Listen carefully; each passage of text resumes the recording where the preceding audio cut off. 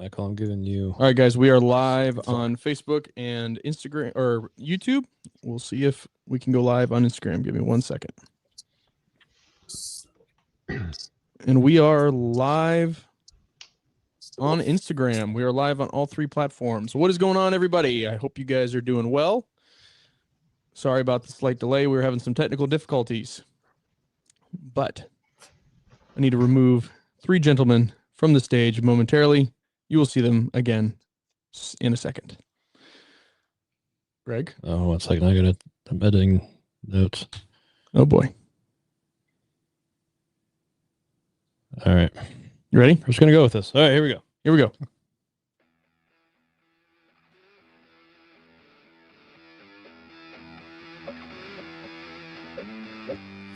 Welcome to Life, Liberty, and Equip podcast. I'm Greg Davis, founder of NeoMag, and a firm believer that life is worth living boldly. Liberty should be used for good, and we all have the calling to be equipped to pursue it. Every week, we explore what it means to live with intention and carry the tools and mindset that prepare us for whatever comes. We'll dive into topics around the freedoms we cherish, the gear we trust, the skills that equip us, and today, other guys that we love.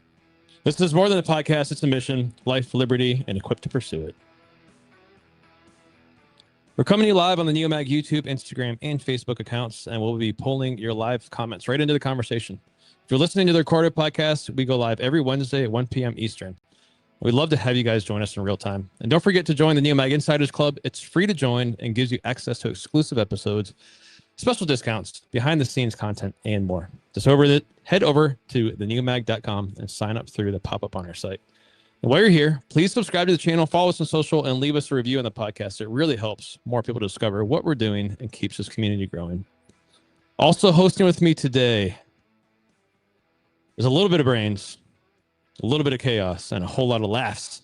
It's your hosts today, Nate and Michael. We had to give Tib the boot. We kicked him out. He's gone. Sorry, Tib. Bye, Tib. We love you. It might still be in us and with us on the comments.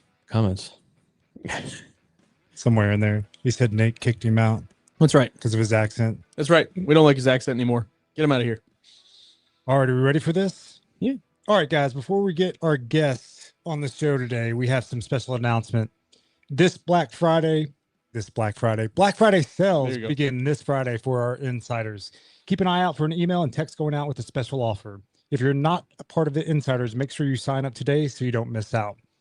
We will continue to offer it to insiders all month long. So this is a solid deal for the insiders. 100%. Yeah. Number two, our first black multicam drop unlocks this Friday. Guys, this is the product that we offer this time of year. Once it's gone, and discounts will not apply to custom shop items like the black multicam all this month. Here we go. All right. Let's get to our guests. I'm going to add him to the stage, and then I'm going to introduce him. All right, guys. Today, we're proud to spotlight a name that's become synonymous with quality, craftsmanship, and reliability. Blue Alpha. They were founded in 2015 and based just south of Atlanta, Georgia. Blue Alpha specializes in producing high-quality belts and accessories designed for firearm carrying and everyday use. Their products are trusted by members of the outdoor shooting, law enforcement, and military communities.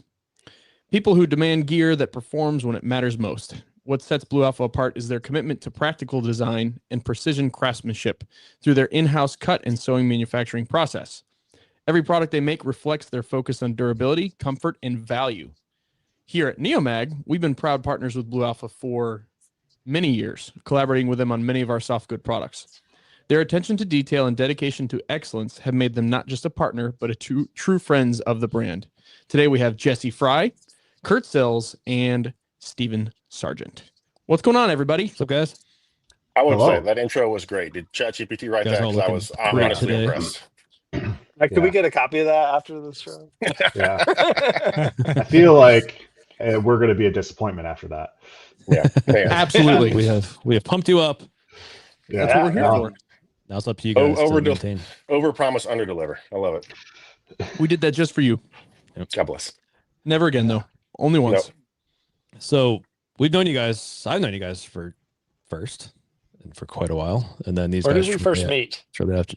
That's a good question. Yeah. So from my memory, it was at I think it was a We Like Shooting event, I think at like an NRA or SHOT Show or something like that. Indianapolis, I think.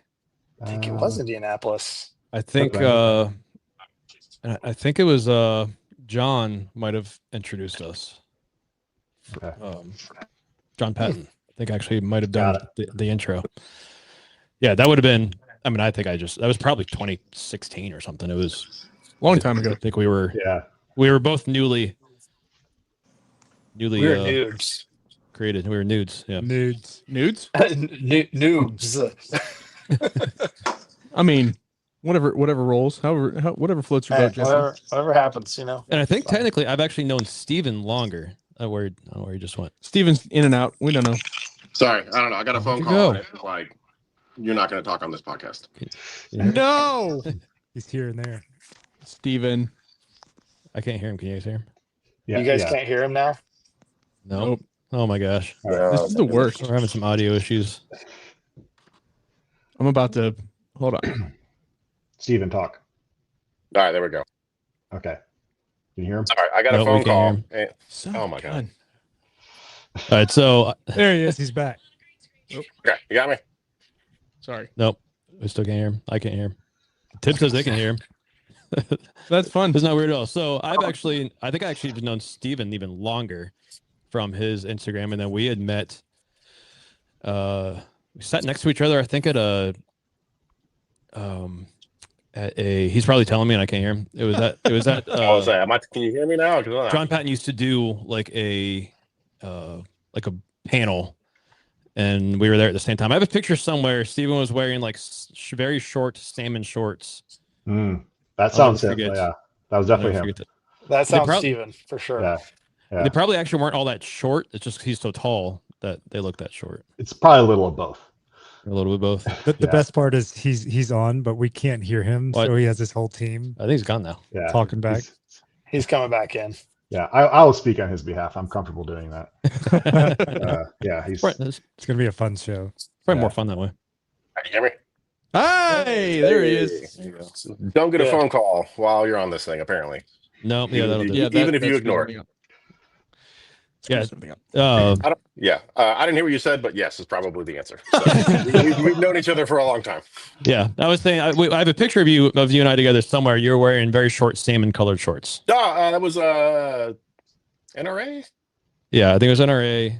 Because John Patton used to do like a panel. That's probably the Atlanta one, maybe 2019. I think that was. No, it wasn't 2019. Had to be earlier than that. Yeah. Was it? Okay. All I'm saying is all shorts are short on Steven. He's 7 feet tall. Yep. So 6'12". 6'12". 6'12". All right, so we have a handful of questions here, just to kind of get to know you guys first, for people who don't know you as well as we do. And actually, there's a few things I think we're going to learn some new things about you guys here. Yeah, for sure. All right, guys. So the first one I'm going to start out with is, where are each of you from, and how did you end up in Georgia? Yeah. Okay, I'll start. I'm originally from near Grand Rapids, Michigan, so West Michigan. I'm a fellow northern guy, and historically, the people of Michigan and the people of Ohio do not get along, but we've managed to make do. Michigan is the superior state. I will say that 100%. You found guys. You heard it here, folks. I'll say it. I don't care.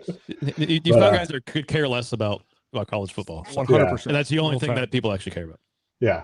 And yeah, I mean, this is something that me and Stephen and Jesse all have in common, and you'll hear it in a second. But I ended up in Atlanta to work for Delta Airlines because I was an aircraft mechanic, and so all roads led to Delta Airlines, and that's kind of how we got to know each other. Nice. So what did you guys did that kind of answer for you other guys, or do you guys want to have anything you want to? I mean, I can answer for myself, I suppose. Sure. So I'm originally from a small town called Port Orchard, Washington, which is near Seattle.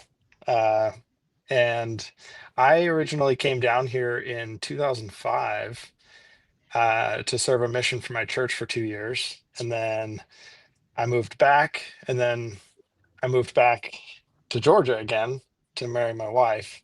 And then I too got a job at Delta Airlines and worked there for 9.5 years. And yeah, that's where I'm at. Nice. And Stephen, were you a Delta guy? Yes, I was. My origins were a little easier. I just started here and stayed here. But yes, Delta Airlines, talking to strangers on the internet, and then here we are, and that's how me and Kurt met. So yeah, Nice. sometimes it pays to talk to strangers on the internet. yeah, and then talking to Kurt, I met Jesse, and so luckily my job at Delta at the time required very little of me, so I just hung out and spent time with them. You mean throwing bags into planes didn't require much work? Well, so I originally started with that, and then I went to be work at the fuel farm. So I was working with the fuel farm and then the inoperative fuel gauges on the aircraft. Thankfully, Delta's maintenance is pretty good, so we don't have that many broken ones. So in my 6 hours of downtime, I would go hang out with them. Yeah, Nice. We actually spent, I don't know, maybe more than 30 minutes talking about the MD-11 crash this morning. Yeah. Oh wow, yeah. You guys see that? Yes. It's crazy. Yeah, it's crazy. Yeah, 100%. It's terrifying, actually. Yeah. So what's something that you guys enjoy doing when you're not at work? So I'm the nature nerd, I guess. I spend a lot of I enjoy native habitats and trees and flowers and stuff like that. So I'm a bit strange in that sense, but when I'm not involved in the business and gun stuff, I'm doing nerd stuff basically. So like bird watching and Well, you guys yeah. know when you came down for the tour, if you take a tour with me on the property, it takes about 15 minutes. Kurt's going to give you the 2-hour one. Yeah. And show We're going to look at all the mushrooms and flowers. Yes. Yeah. Well, it's fun, though, because then you know all of the variety of tree and all of its different variants on the property. Yep. Yeah, that's kind of where it started. Was we bought some land, and then I decided that I had to obsessively figure out what everything was. So and now you know which mushrooms to make Stephen eat for a good time. Yeah, He's cooked us mushrooms before. I'm sure. Here at work, it's a thing. Yeah, I'm I sure think we it's ate like lion's mane here. Ooh, Oh, there you go. Lion's mane's That's good. good for you. It's Yeah. good. some morels. You guys got those down there? mhm. Nope. I'm out. I like those too. I'm out. You like Oh, you, mushrooms, Steven? huh? No. Mushrooms. Uh, No. Gross. Get out of here. We talking about the mushroom thing, or what do I like to do? Yeah, what do you like to do That's mushrooms. besides mushrooms? What do you like to do? Honestly, I really enjoy fishing. We just moved, so I'm on a. We're still here. Three of us. We're still okay, here. I was about to No, say, keep it's just going. 3 of us now. It's Cameron. the Blue Alpha podcast. No, camera just died. Hold on. We'll fix it. But you keep talking. No, I really enjoy fishing. Just moved to a property that's got some water, so it's really nice just being able to walk down 20, 30 minutes, do some fishing. And then because I am right near the Blue Alpha property, getting back into hunting has been really nice. So Now, when you're hunting, Stephen, are you bow hunting or are you gun hunting? gun hunting. Okay. Some of the shots that you can take on the property are 300-400 yards. Yeah. So There's a good sized deer down there. For Georgia. yeah, it's they're not the hardy ones that you'll find Midwest up north, Right. But yeah, it's not terrible. How about birds? Are there any birds out there to hunt? Lots of turkey. Okay, yeah. Lots of turkey out on the property. So Yeah, I actually, so when we were down there last summer, we did a little night vision fishing. That was the same spot, right? mhm. Yep, yeah, Okay. yeah. So we finally built a house out there and did all that. So That's awesome. yeah, Nice. so we're excited. That's a cool spot. I didn't catch anything. I caught a lot of weeds. I didn't catch anything, no. Yeah. But the ride on the bike under nods and then fishing under nods was a blast. That was a good time. Yeah, I mean, yeah, it's called fishing, not catching. So Right. Jesse, how about you? What do you like to do in your spare time? So a lot of times I think I enjoy like just sitting around a fire, honestly. I mean, that's one of my favorite things is just going out to the farm He's an and arsonist. That's what he's trying to tell Yeah, you. that's what he's He saying. goes out and he starts fires. cooking hamburgers and stuff like that, hanging out with people. I don't know. It's well, to be honest, his bigger thing, he likes movies. He might be close to like a cinephile. Like he loves movies. I do like movies. It's true. I I'm frequently astonished at how little people have watched. Yeah. if Tib were still here, you would be disgusted. You'd be so like every I can name them. I can quote the most famous movie lines, and he'll be like, I have no idea what that is. He's very sad. Yeah. He's the opposite. It's my very disappointing. my flex capacitor references don't go well at the high school here, apparently. Well, so I hate to tell you, Jesse, that one does make sense. Yeah, that's a little. That one tracks. No, I don't think it does. It shouldn't track. There's a lot of really, really good stories, and lessons learned from Back to the Future. Just saying. I'm not arguing that it's not a fantastic movie and that everyone should see it. I'm just saying that it tracks. I mean, it should be required watching. No, it should be required. Yeah. So what I just staying on the track of those movies. Which one is your favorite? I mean, Back to the Future is my favorite. Yeah, but like which one of that series?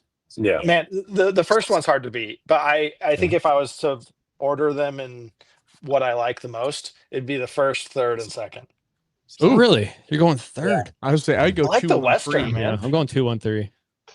Although there is kind of an interesting thought about the third one, and that is, they had 2 DeLoreans in the third movie, but they don't really show them together. Does that make sense? Yeah. Like, and I don't know why. Well, I mean, he just showed up there in a DeLorean, and then he that's comes about back there in a DeLorean. Yeah. You think that they could have just like combined parts and made it work, but I guess not. Let's get to an important topic, which is of the 3 Ninja Turtle movies, why is Secret of the Ooze the best one? I mean, right, guys? Oh man, right? Just me? you got. I feel like you had to look that up. Yeah, I'm not gonna say. I don't know if I could have told you there was 3. Yeah. I didn't know that either. The third one is garbage. Don't watch the third one. The third one is awful. They go back in time to Japan. Yeah, and it's not good. It's really It's not. that good. No, it's not. The Secret of the Use, the second one, Kurt. Yeah, it is. Yeah, that's one. That's not good. The second one's not good either. They're arguably all not good, but they're important. Excuse me. Excuse me. The first one is fantastic. Tib came into the comments and said he has better things to do. I respectfully disagree with you, Tib. You do not have better things to do than watch movies. It's wrong. Yeah. I had to. Movies are great. I actually I pulled rank. I said, as your boss, I need you to go watch all the James Bond movies because I love the Bond which movies. one? Okay, you're talking my language now. Who's the best James Bond? Who is the best James Bond? There's really only one answer, but you can go ahead. I like Craig. He's my favorite of them all. Sean Steven? Connery. Yeah, Sean Connery. Without a doubt. Yeah, Sean Connery. I get would it. vote for Sean Connery as well. I get it. I totally get it. Well, there's just something like I get it. What I really love about the older movies is just the like special effects and like the way they tried to do like it's just I don't know why. That's honestly probably why I love these older ones. It's just I mean it's there's just something about them. The way they tried to do the special effects and just everything about it. It's fantastic. Oh, they're all great. That's why I ordered him to watch them. But there's the latest series I just loved. I think the last movie of the series was perfection. I loved it. No, I did like that one a lot. I think the first Spectre was probably of the newer ones. That one was probably my favorite. Yeah, that was really good. Dan and I watched Top Gun Maverick together. It was pretty cool. That's good. That was a moment he and I share. Yeah, that's a good moment to share. It is. It was great. Yeah. Up until Jana cried when Tom Cruise got shot down. It was great movie. So she's like, "Did he really die?" I was like, "I don't know. I don't know." I'm also sitting here watching the movie with you, so I don't know what happened. I don't know. Dan from West Coast Tassnell said that Brosnan is the best, and Dan, I want you to leave the comments and just go away because Pierce Brosnan should never have been James Bond and those movies should go away forever. That's my least favorite. That's funny. All right, I guess it's my turn to ask the question. That one was done for the ladies. That's all. That's it. Yeah. They're not good. That's it. Yeah. All right. So for Each of you, what are your responsibilities within Blue Alpha at this time, and how have those responsibilities changed over time? Jesse, you Great. go first this time. Just starts. Oh gosh. Oh, love this.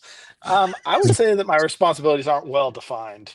It really depends on what's happening. So, do you see this thing right here? This is a little dumpster, and it says emotional support dumpster fire. It's fine. I'm fine. Everything's fine. I put out fires a lot.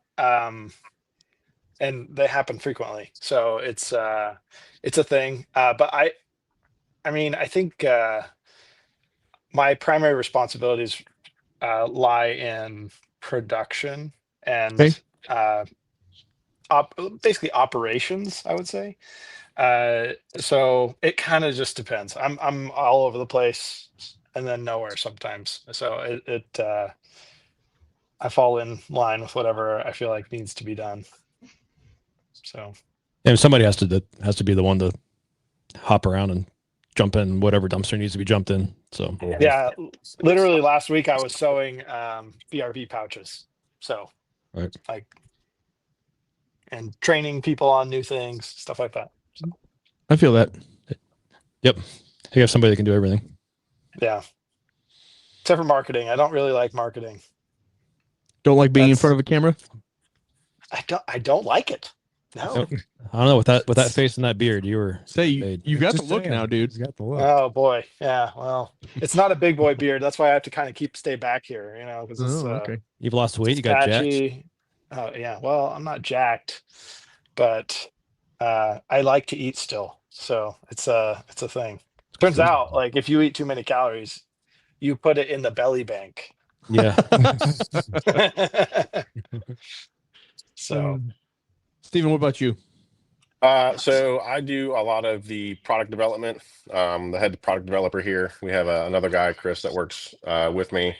And then I do a lot of the social media on camera. And if you want to pick a fight on Instagram, it'll probably be with me. So, Yeah. If you successfully upset someone on our Instagram account, it's Stephen. well, and what's funny is, like, Kurt and I will hear about it too in person. Yeah. I just call Stephen out directly on Instagram normally if I'm coming into your comments. So yeah. Well, that's the thing. I have mine, and then I also do the Blue Alpha side. So I know. If anything, I can make it look like two people are mad at you, but it's just like in the most recent removal of Tropic Multicam, I just called you directly out. So I know. That was. I mean, you hate to see it. You really do. I just threw you under the bus. It's fine. Well, wait till you find out when Arid's going to be around the corner too. So don't do that to me. I know. It's one of my favorites. You and I have to talk about that. However, it is one of the worst performers we have. Not a surprise, unfortunately. Yeah, I know. It sucks. You hate to see it. Yeah. But Tib Not says you're everyone mean to loves kids. the finer things in life. It's true. Yeah, somehow Australian Multicam outperforms both of those. Are you serious? Yep. That's at least from the last time I checked, it did. That is truly unfortunate. Mm-hmm. But really, no one wants to really face the reality that black. So, like, if we only sold black things, like, you'd be fine. We'd still be still be selling like 70% of everything that we're selling. So it's true. Yep, it's accurate. Right. Your guesses. What are the top three colors in order? I would go black. That's true.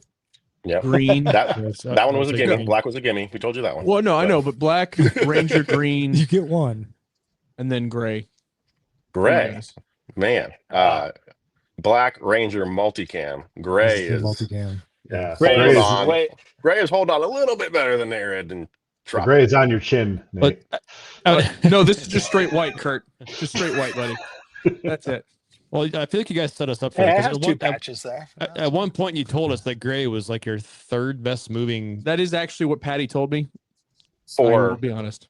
Okay, so for webbing EDC belts, yes. For battle belts and like the accessory line of things, no. Gray is not even no. Well, you didn't. You That's didn't what I was specify, guessing. so I think Nate gets the win. Good job, buddy. Thanks, bud. Good job, Nate. That was nice of you. Take the L. But Ranger green is in the top three. Ranger Green's number 2. Nice. Okay. All right. When it comes, That one? I'm talking about battle belts and accessories and stuff like that, But I mean, it doesn't surprise me with Ranger Green. I mean, I assume a lot of the departments are probably picking up Ranger Green from you guys, right? Yeah. Green's, the second biggest for law enforcement. Yeah, makes sense. How about you, Kurt? So I deal with a lot of the social media and marketing as well, but I'm doing more behind the scenes stuff since Stephen is so handsome. He is becoming our main male model for videos and for photos. So when we're gonna start coming out with underwear. Yeah. It's gonna be a thing. Ranger panties. But yeah, I would say like Jesse deals with a lot of the internal stuff, and I deal with a lot of the external stuff. So I deal with how we are perceived overall, and that's marketing, customer service. But I also put a lot of work into trying to just be present on the internet, answering questions on Reddit, Facebook groups, trying to make it so that if anyone out there has questions or needs help about a Blue Alpha product or something related to us, that we make ourselves available, and just try and make sure that our customers are served well wherever they are. So yeah, it's kind of a strange thing to scroll Reddit a whole bunch and just show up in the comments as like the official business account answering people's questions, but it always, like, people love it when they can get their questions answered directly. Yeah, I was going to ask you how you deal with the cesspool of Reddit. I've tried, and I ran away, and it's a scary place. But the thing is now when you Google questions and stuff like that, like the Reddit threads are some of the first things that come up in search results. So it's becoming more and more important to do. I should probably look in there. Yeah. So when when people are complaining about the tall guy yelling at everyone and social media on Reddit, I have to go in there and make sure that okay. Me and Stephen will get along just fine then, because I'm the one that's going to respond on NeoMag, and then there's going to be cleanup from the rest of the crew. We just start there are stupid we don't questions. have to put it out. We just start the fire. Yeah. So there are stupid questions I try to preemptively answer sometimes on YouTube. It's not from a official account, but there are some I'm like, I know where this is going to go. I'll just try and answer it before somebody else gets to it. It's great. We had one that me and Nate were looking at this morning, and all we did was encourage a video. It was like, we'll do a video, you do a video, let's do data. And the guy was just like, just take the loss. It's like, no, you're wrong. All right. You're not correct. It's because you have your shirt tucked in. Concealed carry. That's wrong. Yeah. I mean, you like what you think is totally impossible, it's possible in the comments and questions, and like the stuff people say on the comments on Facebook ads and on our YouTube videos. And it's amazing. It's just it's amazing the things that people think of to say. But like the good news is, like, there still are the minority of people. Like most people are competent, oxygen breathing human beings who appreciate what we do and have some common sense. But customer service, and I said this to Stephen recently, that 2% of the people end up getting 80% of the effort, and it's just the way it is. Yeah. The benefit of that 2% getting 80% of the effort, though, is that hopefully the rest of everyone else sees them getting the effort, especially if it's truly good effort, and they will spread that good news, even if they don't say it in a place you can see it. They'll spread that good news for you. So I mean, it's just another form of advertising for you. That's why if I answer one of the trolls, I don't really care about actually answering the troll. I care about all the people that see that answer to that troll. I could care less about trying to convert this idiot.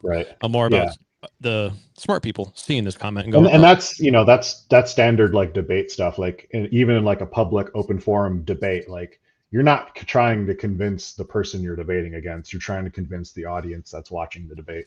And that Reddit is one of the main places that happens, but YouTube and Facebook are important places as well.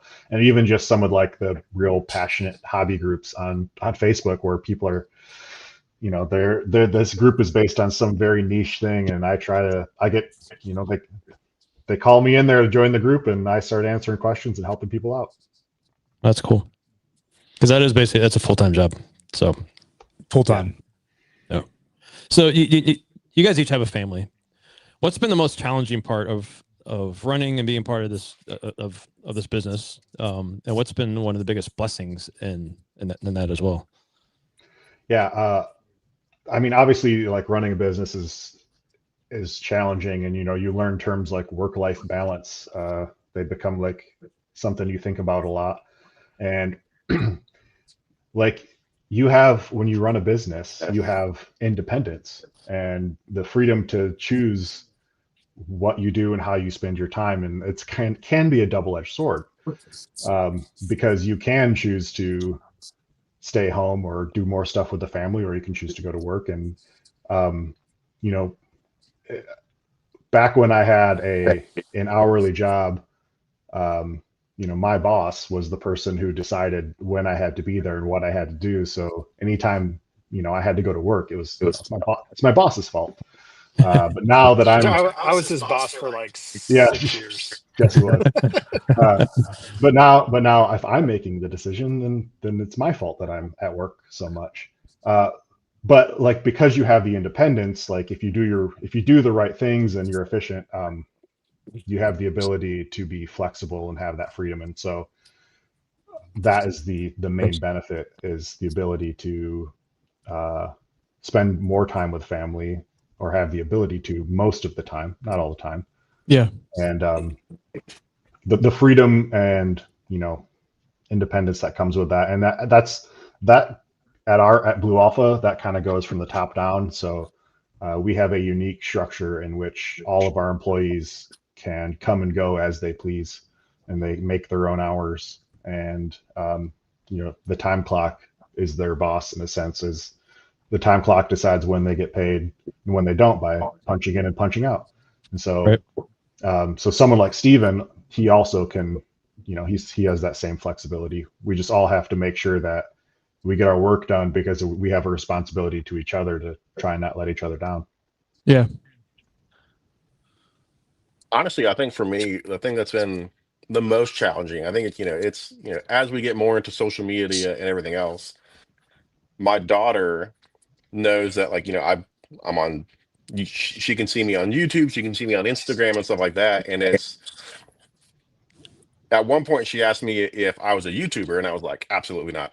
I just videos that I make get posted there. But just convincing them that it's just like, that's not a life that you want, or at least not a life that I want for her, is to be, just constantly sucked in on social media, even though I am involved a lot in it.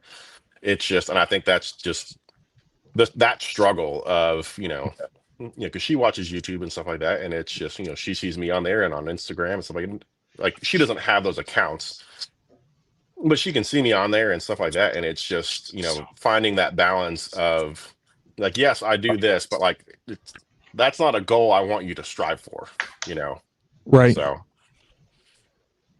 but yeah, that's just been the biggest one for me in my family, for that, because me and my wife both work here, and so we're very immersed in Blue Alpha, but it's just, yeah, the social media aspect of things is the biggest thing for us.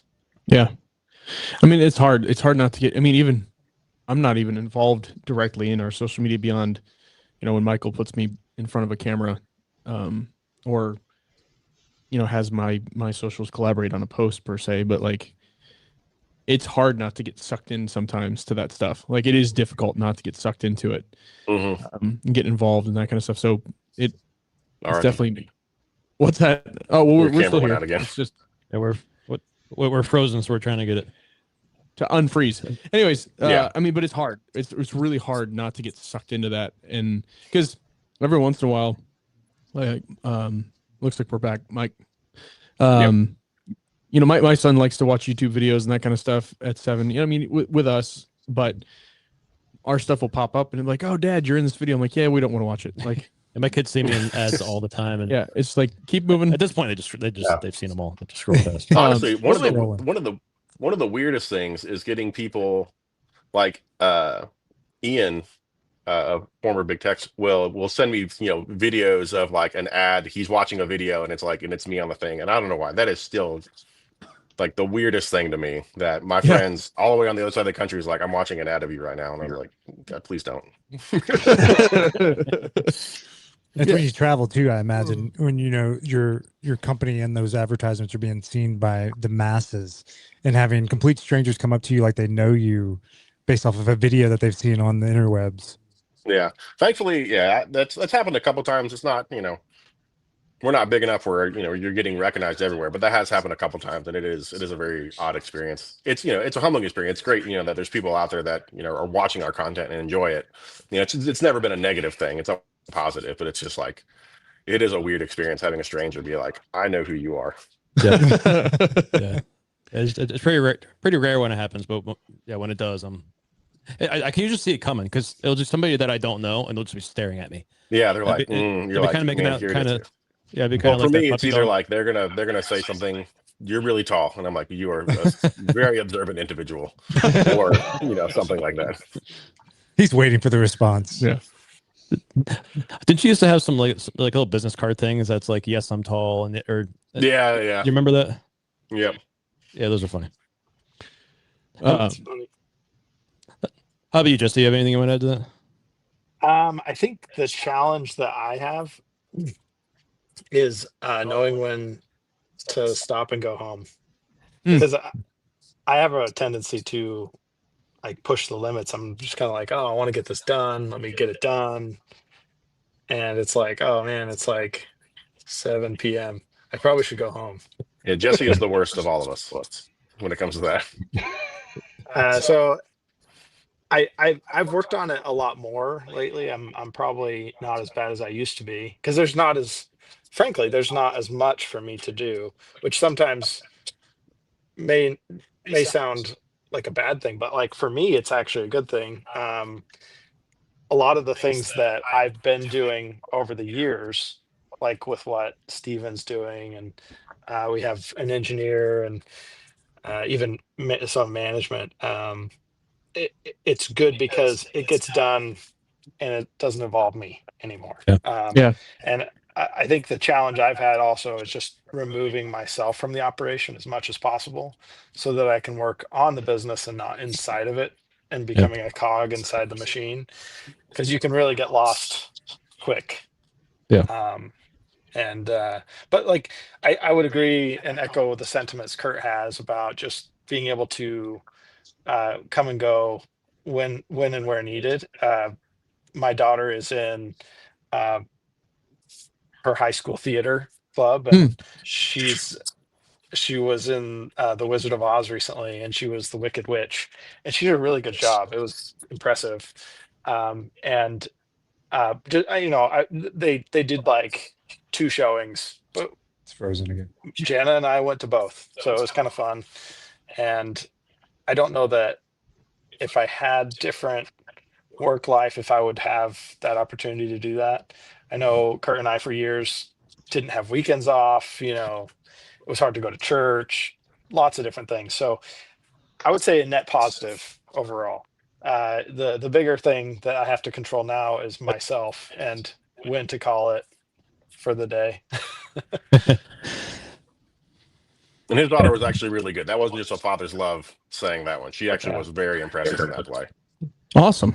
I could see her being really good at that. Just Yeah, she turned it up to a different level. I just was kind of like, I was floored. I think Steven was floored. I think anyone that knew her was like, what?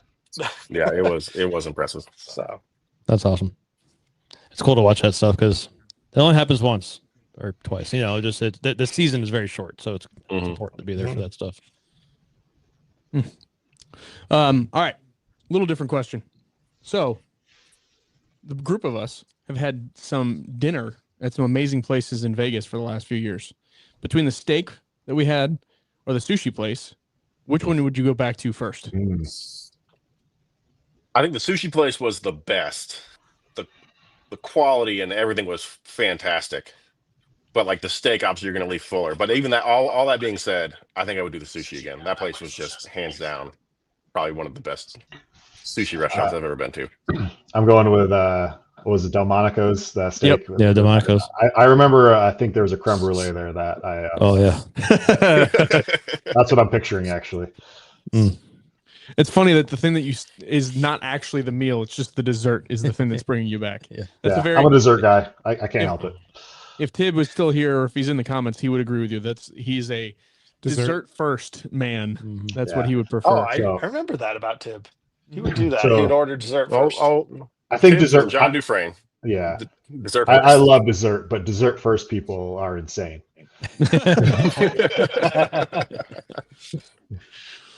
Yeah, that tracks. I think. All right, guys. No, go ahead. Delmonico for me. Yep. Delmonico for you. No, it was actually a trick question. The answer is that Chinese street food. Oh yeah, yeah. That's true. Was it Chinese? No, it wasn't Chinese. No, Chinese Thai. Was it Thai? It's Thai. I don't know. Yes, that place was fantastic. That host made the whole meal. Why. That was so fun. Well, just to give it a little context, like we went into this restaurant and like basically told the guy to bring us out something. Yeah, and it was just like he brought the same thing to all of us. It was like, hey man, what do you think is the best in here? And he brought it out. Yeah. Yeah, we just totally put it in his hands. Yeah, it ended with him wanting to get a group picture with us. Hey, he took a picture with us. Yeah. He was just so excited. Somebody's you guys Google photos. They have so good picture of us in there. There was like short rib, curry, and the funny part is Tib hates it. Curry hates it with a burning passion. Did he like that? No.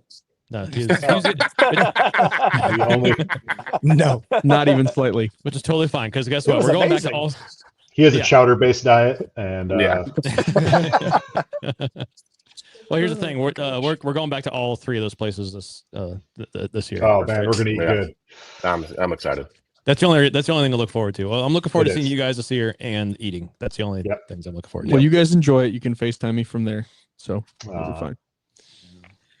All right, guys, I have another question for you. If you guys remember past year's experiences, what person from NeoMag would be the least likely person you'd follow on a four-wheeler and why? Oh, man. So I believe that. So I think we're piling on Tibbs right now, especially since that's this is an oddly specific question. Yeah.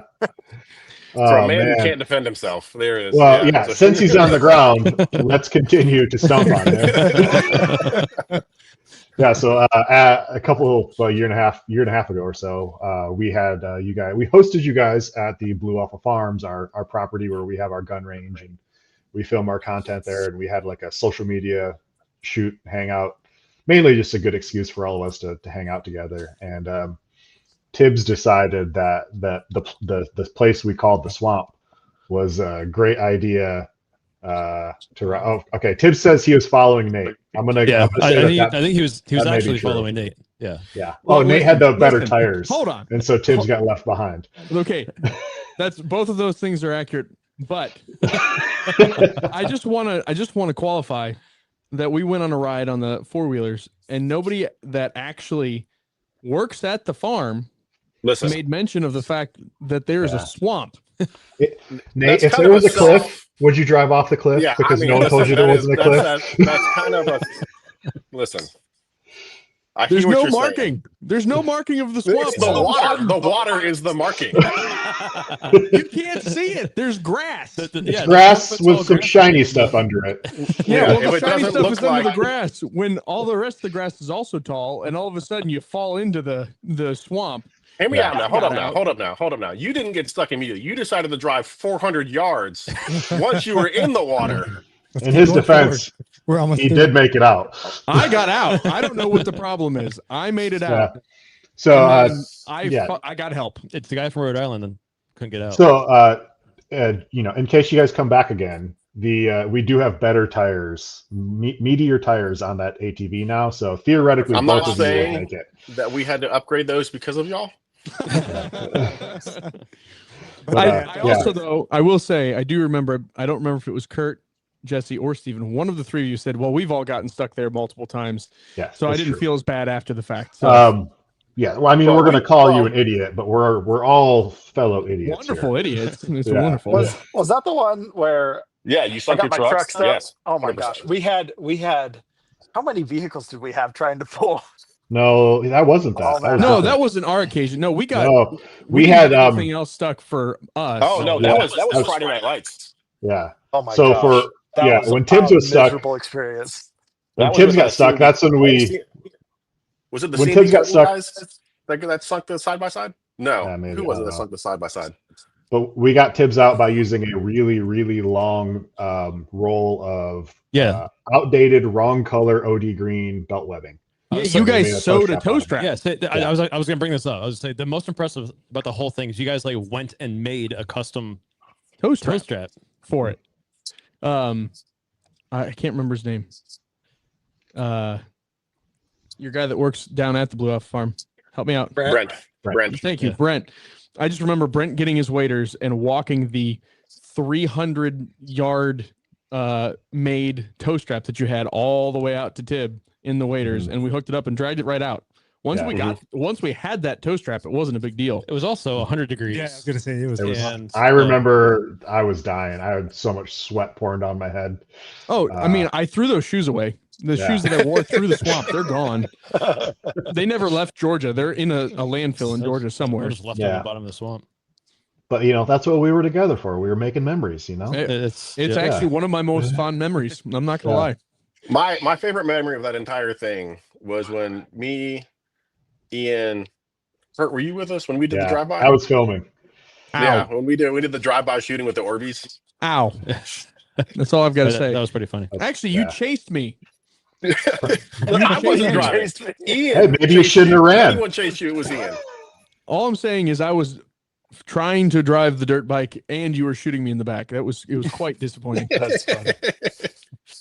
It was a lot of fun. Well, it was a good time, and I want to come back and do that again. It was great memories. Actually, the picture that Michael he used in the email that we sent today about the podcast is one of our group picture. It's got Brent with he's holding his shirt up, flashing everybody. So that's a good one, appropriate for it.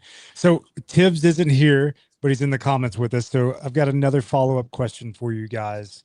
So Blue Alpha has grown a lot since 2015. What's one thing each of you think has stayed the same since day one, and one thing that's changed the most? I will say us prioritizing customer service and the customer experience. That is what inspired us to start Blue Alpha in the first place. I had bought an EDC belt, and I was complaining to Jesse about the EDC belt that I bought. And it wasn't the belt itself that I was complaining about. It was the fact that that company charged, in 2015, they charged $13 for USPS priority shipping, and it came in like a giant empty box, just like loosely packed in there. There were no sizing exchanges. Just the more I thought about it, the more I was like, wow, this is like, it's crazy that this is like a major company that is very well regarded, and this is how the experience of buying a belt. So Jesse and I kind of thought through, like, well, if we could curate the best customer experience for buying a belt, what would that look like? And that's kind of what we did from the beginning. We had to learn how to make a belt, which took a little bit, and we figured it out. But we had free shipping and free sizing exchanges, and responding to emails when people email. Like, there's a lot of the gun industry doesn't always try very hard with customer service because they don't always have to try very hard. They can kind of get away with it, it seems, especially when the demand is high for the products. And we've, that's something that we've prioritized and we've been pretty passionate about, is making sure that the customers walk away being like, the product's great, but the whole experience was great. And that helped us grow through word of mouth, and still helps us grow through word of mouth now. And it's still like, we have, there's no plans to change any of that. It's still a big deal for us. I think one of the biggest ones that I've seen since I've been here is that we try to price the items at a very fair rate. And I think, us being a direct consumer really helps that we don't typically have third-party vendors that require, you know, a markup and then whatever the price is. And so when you compare Blue Alpha products, typically speaking, to a lot of the competitors out there, you will see that we are typically the more affordable one. And even when you're looking at some of like just belts, looking at some of the belts that what we charge for, and you look at some of our competitors in the same price range, like the quality of the product is just not there. We really like, and it's just, that's one of the things I think that I really like the most about it is that, you know, we are a very, I believe, a very fair priced company. And then we're not charging the max amount that we think we could get for it, but it's, you know, we're getting what we need to cover our costs, make money, but also provide a very good quality product at a very fair price. Mm-hmm. Yeah, and that price, like, it's sometimes confusing for people because they think that the higher the price they pay for something, like that is going to correlate with quality, and that is true a lot of the times. But we've been able to become very efficient at what we do, and because we're so efficient, we can provide a high quality product, but at a price that is lower. And sometimes we have to convince people that, like, you're paying less, but you're not getting less. Yeah. Yeah. Yeah, I think I would. It's impressive. It's impressive being there. I've been there a number of times, just and seeing the operation from from start to finish. It's all right there. You know. Yeah. So, like, to clarify for people who are listening who don't know, Blue Alpha, like, we make everything in house. So we control everything from the raw goods that we order to the cutting, assembly. All of the manufacturing is all done in house. Shipping is done in house. You know, our customer service person sits 15 feet away from a sewing machine, and we sell on our website, which we control, direct to the customer. And so everything from the raw goods all the way through manufacturing and then the follow-up customer service is all done under one roof, and we have full control over it. And we've made it, you know, efficient and optimized because of that. It's a lot of work and it's a huge headache to control all of that stuff, but the end result is better for us and the customer. Yeah. I think one thing that's changed significantly too over the past few years is our capacity to develop new products. Stephen has a lot to do with that. And so does Chris, but so does Andrew and all these other people that are part of the machine. We've really built a team that is able to do quite a bit. And even recently we've had to like throttle back the releases of new products, mostly because it's strained our production capacity to some degree. So it's a good problem. I mean, we have 3 products that are ready to go. Like they're done with prototyping. It's just, you know, finding a time to put that into production. That's not going to throw a wrench into the flow that we have, especially coming up towards the end of the year with, you know, peak season coming in and stuff like that. Yeah, we've really just put our foot down for product development, and it's been extremely nice. And a lot of it too is just coming from people say like, hey, I have product A, but I wish it did, you know, these extra things, you know, and it's, you know, and we can accommodate those items, you know. Yeah, it's great when your customer base gives you feedback, and a lot of times they give you the ideas. They're like, 100%. Yeah, and that's the thing, and it's like customer feedback will almost always drive what we're trying to do, because if you're having a problem with it, and that's the thing, like I wish people gave more feedback typically, and because I think, you know, if they have a problem with it and they're like, you know, this thing it does something that I don't like, well, like, let us know so that we can change it, because you may not be the only one that's having that issue, and if it's a bigger issue, then like we're constantly trying to evolve our products, and if that's something that you're having an issue with, you're probably not the only one, and we would like to try and address it if we think that it's, you know, a noteworthy thing. Right. Not, you know, not something that's like, oh, I hate the feel of this, right? I don't know, because there's some things you'll get where it's just like I can't do anything for you on that one. Right. But yeah, sometimes there's just things that's just how this has to work. Yeah, this is how this has to be. But I mean, yep. So that actually kind of segues into a question. I'm going to skip a question and go up to one. Is just how do you guys test your products and make sure that they hold up to to the demands that you guys want them to be able to hold up to? Like, what's your process like? So it'll start with us in-house, just trying out, the proof of concept of the item, and then us trying things out. And then we have a group of people that we trust greatly that will give us the feedback that we need, be very critical of the item at the early stages, because that's when you need to be highly critical of it. Even if it's like, hey man, like, I really like that this is a zipper, but like, if you hate that zipper, let me know. We can change that later on. But we pushed out a lot of law enforcement products recently. And so, we have a really close group of law enforcement officers that we send things out to test. But even then, if we have a product that we think is good, that everybody else likes, like we'll there's our little Facebook page that we have. We'll reach out on there and be like, hey, I have 5 of these things. Who wants to try it out?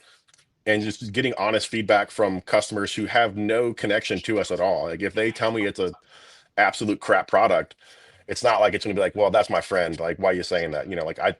We want that feedback. So we try to use the end user or whoever we are targeting for that product to be a lot of the testers once we get it to a point where we're confident that it's not going to fail or do anything like that, but just give us that, that daily use that they can give us that, I'm not a cop, so I can't do half those things. But, the people who are going to be riding in the vehicles, riding in the patrol cars, out there doing different things, that the end user is who tests it for us.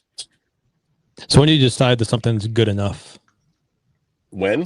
Yeah, like, is there a certain thing? Or no, there isn't like a timeline or a mark we have to hit. It's like anything you learn over the years of, that it's, if it's good for a week, that doesn't mean that it's good forever, so right. It's, and a lot of the products that you see have been in development for over a year. And so it's just, when you have multiple different products, it's just, like, as they come back around to get ready. But we don't typically have a timeline of like, okay, they're going to test for exactly 6 months and then we're going to do this. Like, Right. if it's, we'll hand out, products to people to try out, and then I'll set a reminder on my phone, like, hey, 2 months, reach out to them. But, I'll reach out just to make sure there's no, issues, but then they'll reach out on their own to let me know that, hey, I've been trying it for this long and it's been great, or like, hey, I kind of wish it did this, so. Yeah. I get impatient sometimes. Like, if I'm excited about a product.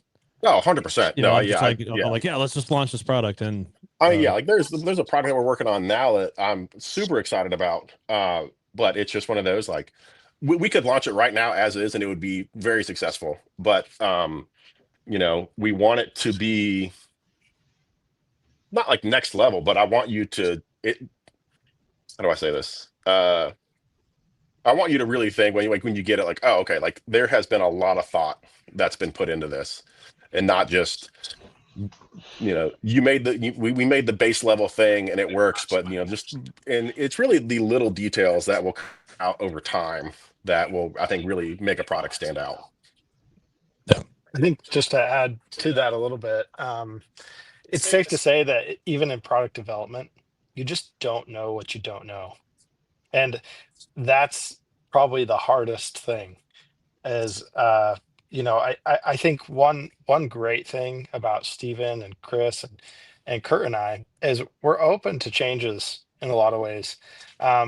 There's sometimes like a feeling where somebody has developed something and they become married to it because I spent time working on it. And it's like, if you insult this thing, you insult me.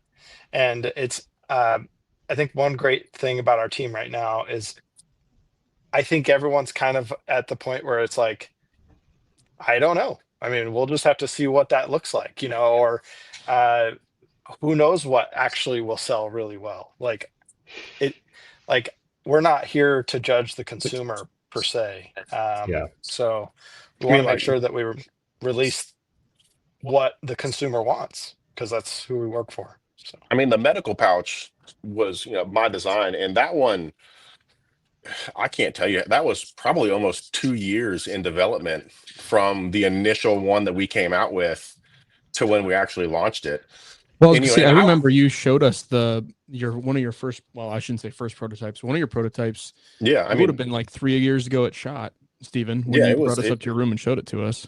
Yeah, I mean, it was, and that's the thing. Like, I thought it was good, but the people that I'm close with that I know will give me the feedback that's needed, that was like, hey man, like this sucked, and I was like, thank you though, but honestly, because as the designer, I'm like, hey, like I think this is good. That's why I sent it to you. And then when they're like, hey man, this was a huge problem, and I was like, oh, yep, I can definitely see now from the scenario that you gave me of why that is, and also fighting the urge of like, well, I'm making the product that's best for Blue Alpha in its production versus making the product the best. You know what I'm saying? Because there's that balance is you don't want to, a super complicated product unless that's what it needs to be. But a lot. Oh. Hey guys, welcome to the Blue Alpha podcast. This is Stephen, Kurt, and Jesse. I think we lost the NeoMag guys. But yeah, just like I said, I don't even know who I'm talking to now. I guess just you guys. But yeah, you have an audience, I think we're still live. You're talking to an audience. Keep going, Stephen. This is now our podcast. Yeah. Yeah. But yeah, I mean, it's just taking the feedback and what's really, I mean, like for example, on the med pouch, the original Molly slot on top was just a laser cut hole.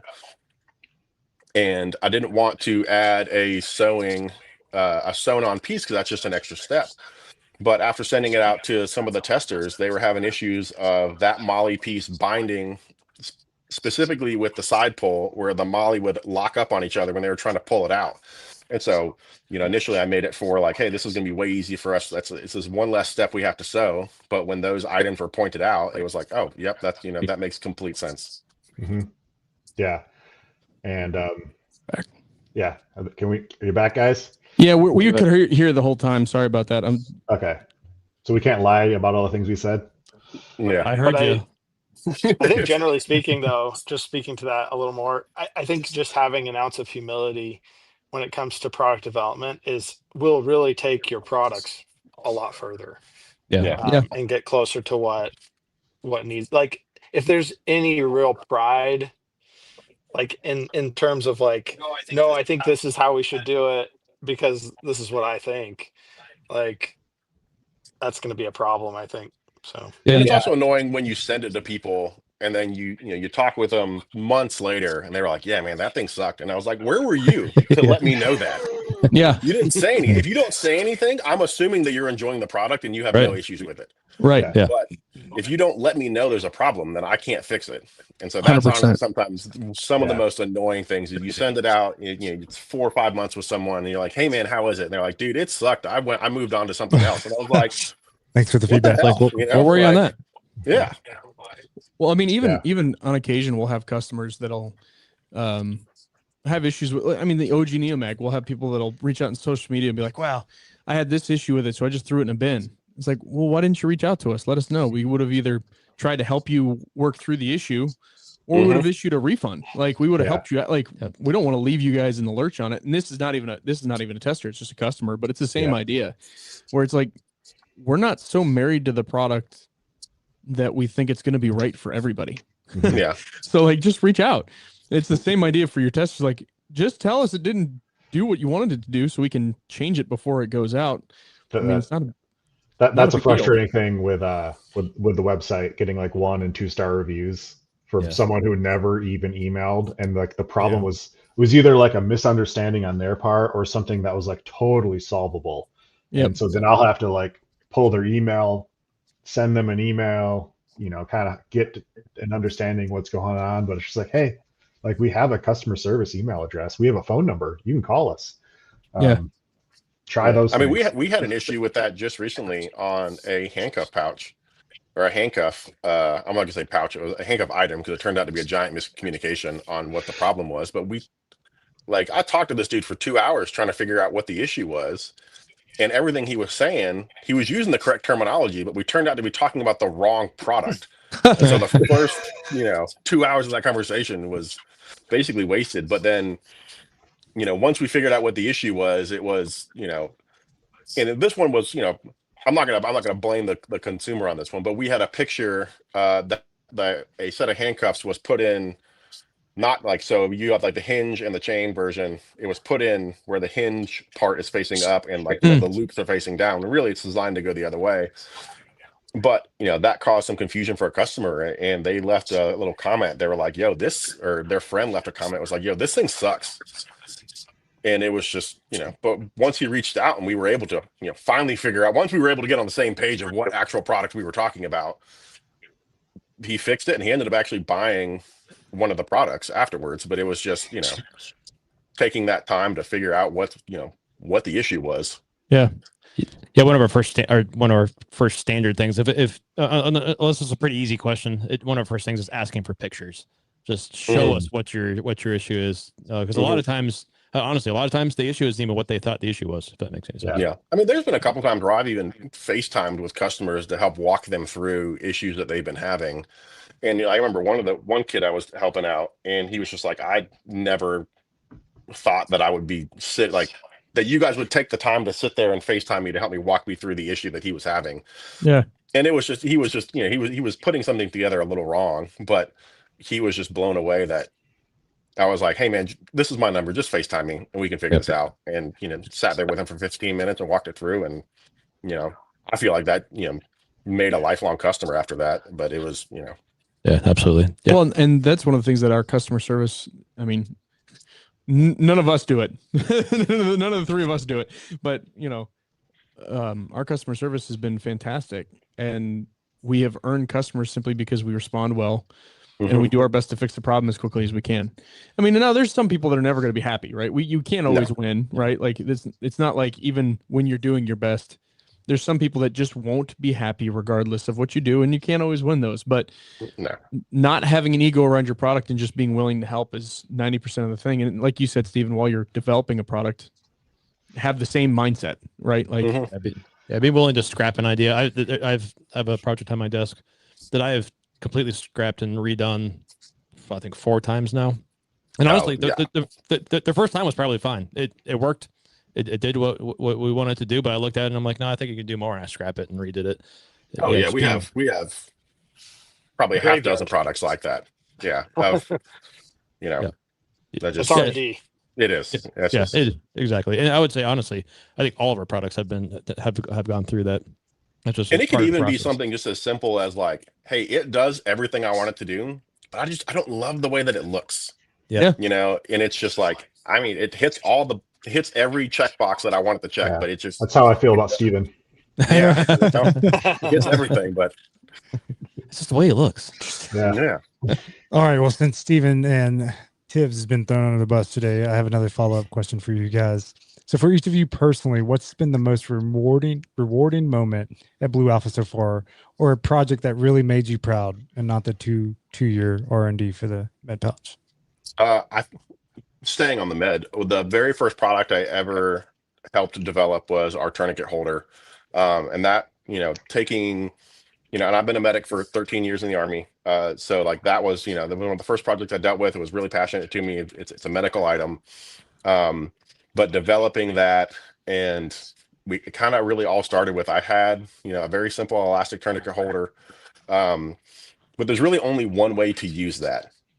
And so when we developed our tourniquet holder, we initially launched with 3 ways to mount it. There's actually a 4th way now with one of our drop mount adapters.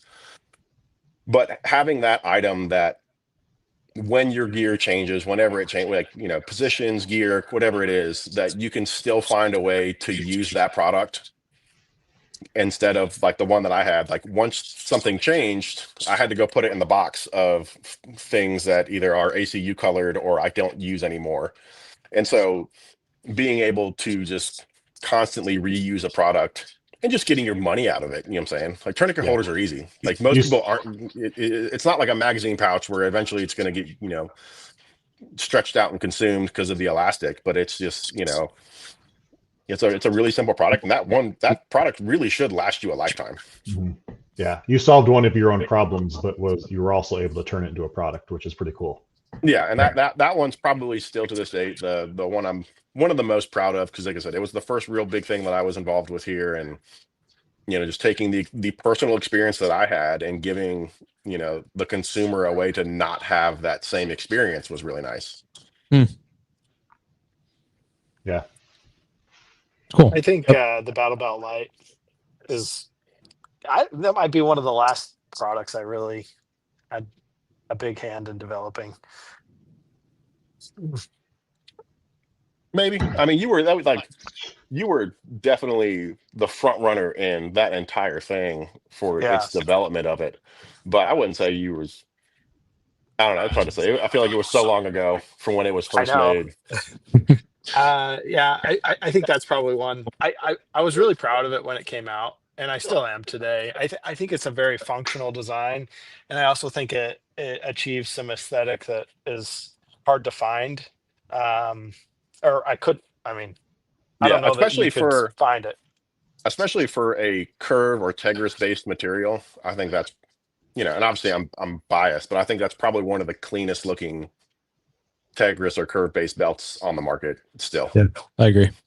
That's a great belt. That's my favorite. And we actually have some upgrades, I think, that you guys should see next year for that one to give it a little bit more versatility. So we're excited for that. See, because the Battle Belt Light has been out for 3 years now, right? Is that long? Well, because I actually, something like that. I came down. It was the first time that I met you guys in person, which was October of 2022. I came down for the Iraqi Veteran 88 weekend. Mm-hmm. That was my first time going to stay in an Airbnb with all of you guys, actually. And Kurt, you pulled it out of the Rivian.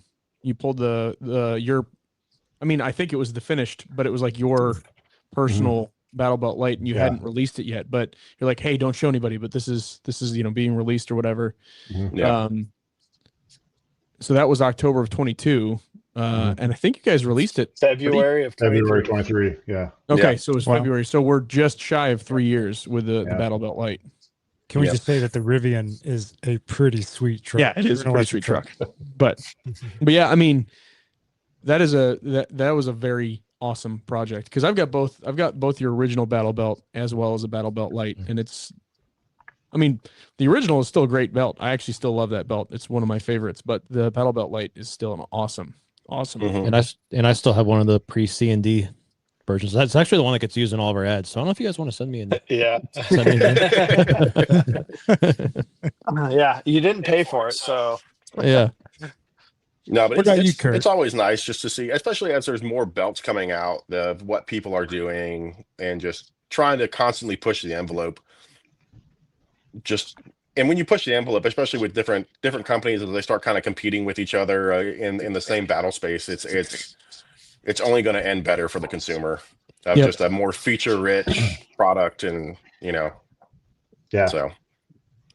I would say one of the things I'm most proud of, and I played a role in this. I would argue Jesse played an even bigger role in this, but just the fact that, like, when we're at the shop, you can look out and see a whole bunch of people, and they all have jobs, and they seem to like their jobs because they tend to stick around.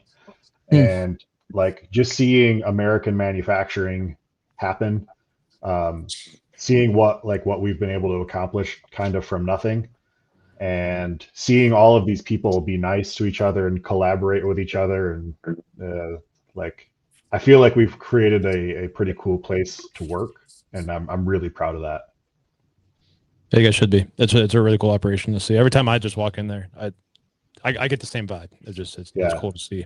Yeah. And it's clean. It is clean. Super clean. Yeah, I appreciate that. Wow. No thanks to the 3 people on the screen. There's a bunch of people. Yeah, we saw the R&D table. That was not a clean table. But hey, our R&D is not a clean thing. So yeah. You want to make an omelet, you got to break some eggs, right, Stephen? Yep. If you see a clean prototype area, you have to wonder if anything's actually getting done. Yeah. All right. So what is the biggest challenge that Blue Alpha is facing right now, and how are you guys attacking that problem?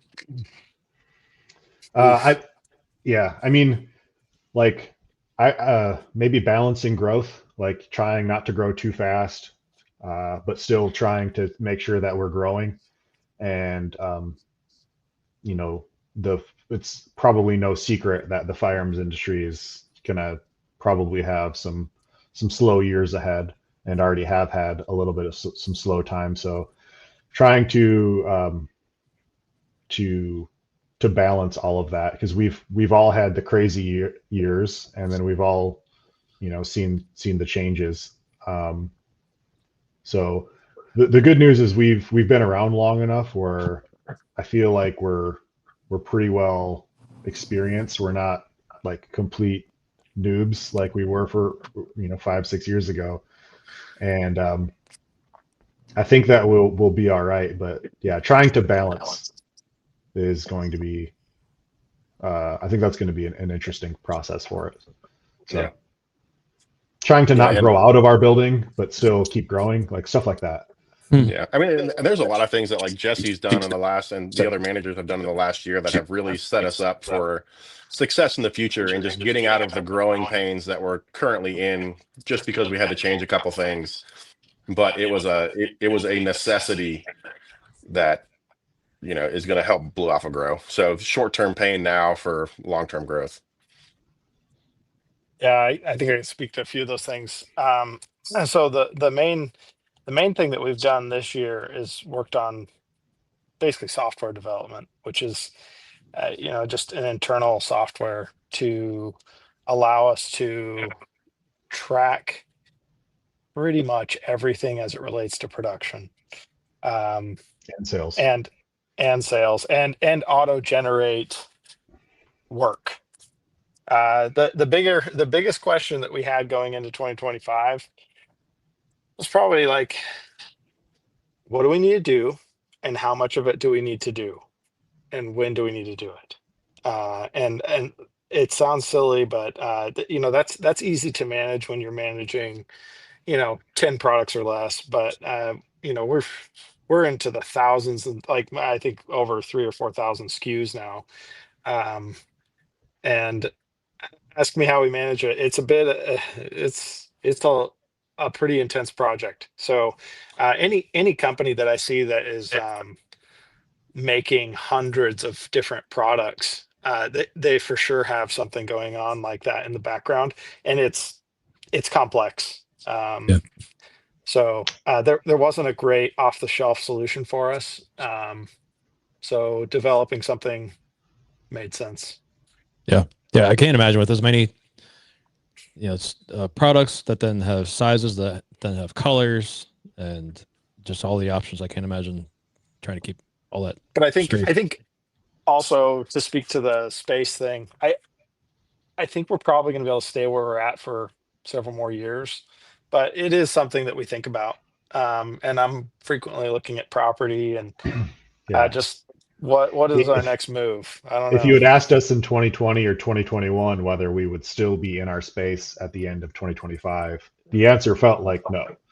But we've been able to kind of optimize a whole bunch of stuff, so that every square foot of our building is producing as much as possible. And here we are in 2025, still in our building, and I think currently with hope to be here, like Jesse said, for more. Yeah. Now, do you guys find yourself pruning products as well as bringing new ones in? Oh yeah. I think that's just a necessity of, I mean, like like we were saying, but like the tropic and the arid, like they're great looking colors, but they're not worth the effort anymore. Sure. For those, for the the low sales numbers that are. And so if you can just go ahead and delete those out, that's either going to make room for something else to come into it, or you're just giving yourself more capacity now. Right. Yeah. I guess I just wonder if moving forward, if it probably already is and has been part of that process of staying where you're at is just optimizing what you do have as being worth having. Yeah. And that's the thing. I think for trimming products, you got to have enough time behind that product to see like, okay, this just isn't something that's going to take off. Like, for example, the little GPS pouch we have for canines, that's just not something that's moving, and it really hasn't moved at all. It's not, there's no indicators that it's going to tick up at all. So that one's on the chopping block that, I don't even know if that one's going to make it to 26. Right. Yeah, and that can be a painful thing to do. We've done it, and it's had to print some of those, and it's and especially because that was one that was brought to us of like, hey, you guys should make this. There's not really something on the market for this, and we looked, and there really wasn't a specific pouch for it. So we had relatively high hopes for it, but it didn't work out, and you just gotta say like, well, we gave it a shot, and it just didn't work. But so it's time. Sometimes you find the reason why there isn't a version of something. Right? Yeah, it doesn't exist for a reason. Yeah. Well, or I mean, in our case, some of the products we've trimmed, it's a market that's either inundated or the things that you thought set yours apart wasn't what the market wanted. Yeah. That's like our dog collars. You know what I'm saying? Just like basic dog collars. We are competing against Chewy and every overseas made $12 dog collar that's out there. Yeah. But because we're a U.S. produced, U.S. manufactured thing, our prices, we can't compete with those. Right. On something, that high volume of that simple of a product. And so, that one will probably be going away here at some point. So. Yep. Well, yeah, I mean, we don't have crystal balls. Yeah. Yeah, we don't have a crystal ball to kind of predict the future, and that's just the nature of business. You don't know what products are going to hit, how they're going to hit, what colors, what sizes. I mean, like when we started, Jesse and I, when we were making our first belts, I was so confident that Coyote Tan was going to be the best-selling EDC belt color. Because like you can wear it with jeans, but you can wear it with like khaki pants and shorts. I'm like, we'll probably sell more tan than black. And so he made a big batch of tan, and I was hilariously wrong. Like, absolutely not. Yeah, black is going to sell better than anything ever. Yeah, I know that now. Forever. Yeah. But yep. I mean, we've even really kind of realized that with some of our LEO side of things that we're only offering in black and green now. There's new products that we've launched this year that have a highly reduced color palette than some of our other ones, just because of I can grab 85 or 90% of the people with these two colors, and you'll have some folks that are like, hey man, I really want this, but it's got to be in this color, and it's like. It's not, the market segment doesn't exist. I'm not going to make 3 of them because can you order 25 of them? Yeah, and when we started doing that, like with the radio pouch, like black and green cover most, but we've had some that are like, hey, can I get this in multicam or tan? It's like, man, if you order 10 of them, sure, yeah, I can make it for you. But other than that, it's not going to be a product that we stock. Right, which makes sense. I mean, if you can justify making it in bulk for like if somebody makes an order that justifies the time, no big deal. But yeah, it's not a stocking product. Yeah, makes sense. Yeah, 100%. Yeah. Well, and I think that's kind of what the custom shop, and I think we kind of took this a little bit from you guys, is releasing. Essentially, the way it works is we have a custom color that we'll make or commit to making, and we'll take orders for it. We'll basically open the books for that product for a week, we'll say.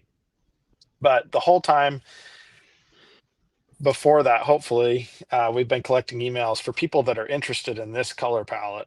And so that when it comes out, essentially, people buy it, and maybe we sell 50 of them or something. And all these people get kind of what they want for that. So, yeah. Nice. Very good. Well, I've got some like quick fire questions. I think how I'm going to try to do this is I'm going to ask the question, and then let's just answer them, Kurt, Jesse, Stephen, in that order as kind of quickly as you can, so you're not talking over each other yet. We're going to try to do this as quick as we can. All right. So, you guys ready? All right. Yep. First question is, I don't know. if Blue Alpha had a mascot, what would it be? A kitten. Yes. Yes, Jesse? I would agree with that. Yeah. You guys going with kitten? All right. Yeah. All right. Pistol, rifle, or shotgun? Rifle. Rifle. Pistols are hard. Pistols are ridiculous. Pistols are hard. I like that. I don't want to do things on hard mode. Black sheet, low left. We all know that. So. Pistol is last. Just to clarify, not the Gen 6. Yeah. That's why you get a shotgun before the pistol too. Yeah, so that's why you get a shotgun. You just blast it down the hallway, right? Lame. There you go. Not all of us are as skilled as you, Greg. He's probably off 2 shots off your balcony. Classic reference. Nice. All right, if you could meet anyone, past, present, Who would it be? Sean Connery. Yeah. The Teenage Mutant Ninja Turtles. I don't know. That's not a bad answer. That's 3. That's the one. Gosh, man, 4 actually, but that's fine. That's true. Yeah, sorry. Gosh, I don't know. That's a good question. Jesus. Yep. Oh, good See, answer. That's Yeah, way to go, it's Kurt. too You want to be obvious. the Ninja Turtles, not the I mean, Lord. Good job. You might want to make an extra donation to the. Well, I was asked that question on the gun experiment. Now I'm sad that I didn't say Jesus. I feel bad now. All right. What was the last song that you listened to? I'm not allowed to say on here. This is a PG rated thing. Probably, honestly, sorry, go ahead. No, yeah, something probably from the 80s or like a synthwave song or some sort of retro something. Andrew made me listen to the AI version of Ludacris. I probably can't say what the song is. Move, female dog. Get out of the Yeah. It's like slow. It's kind of funny. It sounds like Ludacris met. Yeah, it's done it's done in Georgia's like on my mind the or something. style of like a 1950s or 60s. Oh, they're song. hilarious. Nice. Oh, it's like an R&B or like yes, exactly. Yeah. I've heard those. They're great. I love those. Like M&M's, they got a couple of hits. Yep, they're great. Yeah. All right, favorite camo pattern. Probably woodland. Arid. Black multicam. Oh, okay. Most hated camo pattern. Yeah, sweat stain.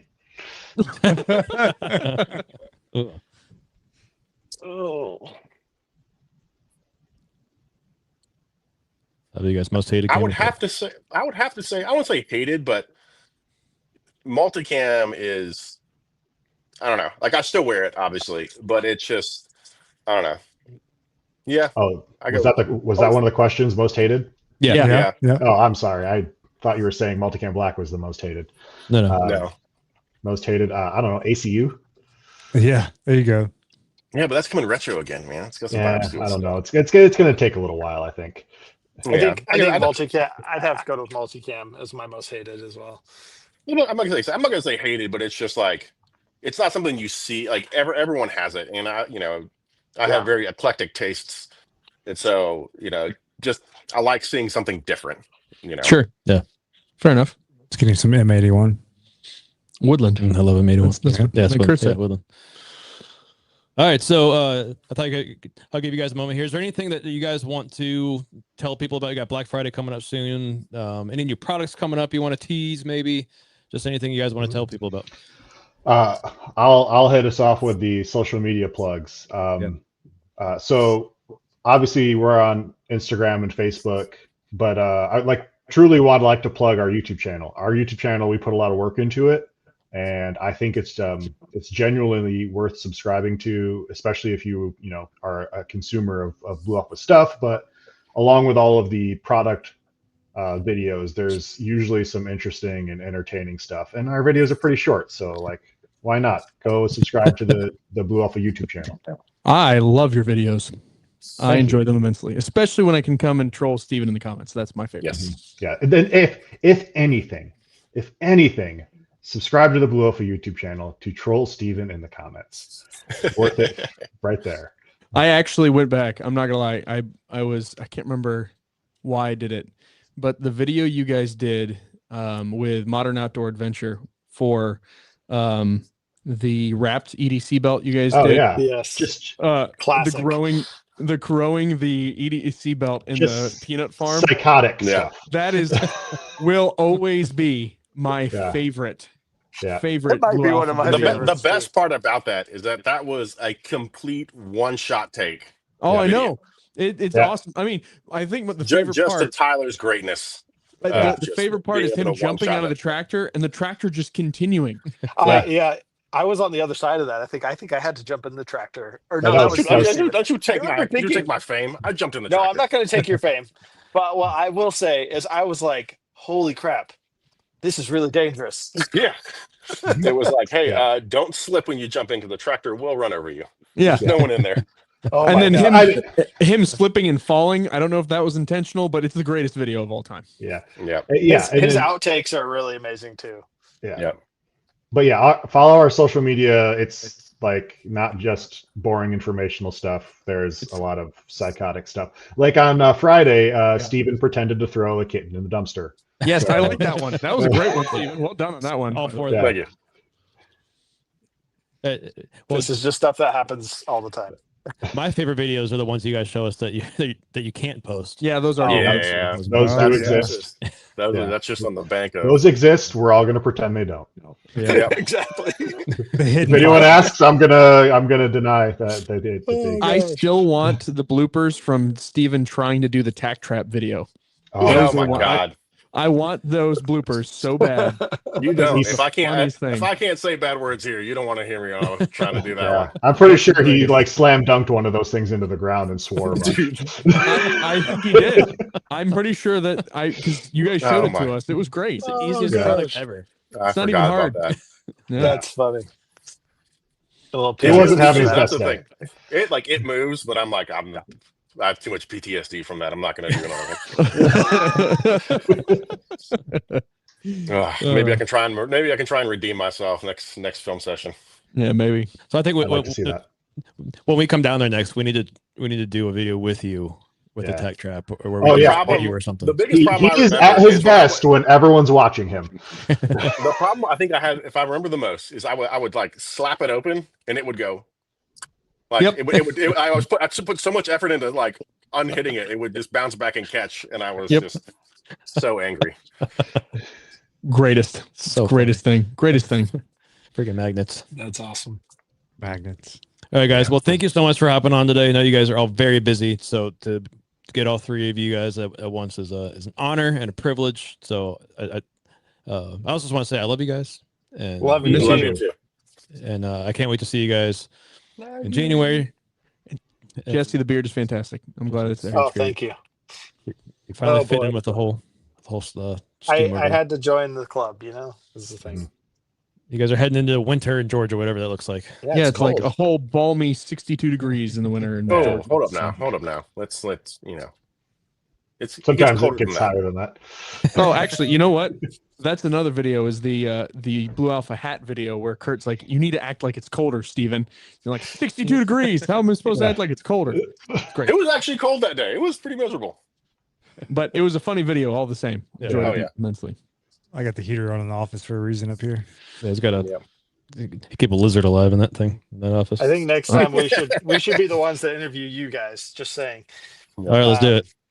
So, Oh yeah, and I also appreciate you guys taking over the podcast there. Well, Sorry, Oh, you're sorry welcome. for the camera issues. Yeah. you guys did a great job filling that in. Yeah. When bless. things go off the rails, that's when we're at our best. That's right. Yeah, we immediately took over. I don't think there was You did? any like hesitation. No, it just completely Yeah, It's the Blue Alpha podcast now. seamless. We'd still be going. We will be collecting royalties for that minute Okay. segment. That sounds good. So- I'll look Patty up will the send bill. you a bill. So Yeah, Perfect. All right, guys. Yeah, let's close this All up. right. Thanks for tuning in to Life, Liberty, and Equipped. If today's conversation challenged you, encouraged you, helped you, probably just entertained you, helped you pursue your mission, share it with a friend, drop a comment, and leave us a review. Don't forget, we go live on the NeoMag YouTube, Facebook, and Instagram when it lets us. So be sure to subscribe and turn on notifications so you can be part of the next live show. And if you're not already part of the NeoMag Insiders Club, now's the time. Get early access to NeoMag gear, exclusive content, and front row seats to everything we're building. Go to theneomag.com to sign up. Until next time, live boldly, stand for liberty, stay equipped. We'll see you guys soon. Bye.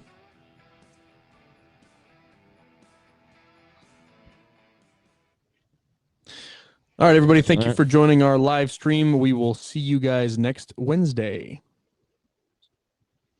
Bye. Thanks, guys. Appreciate you.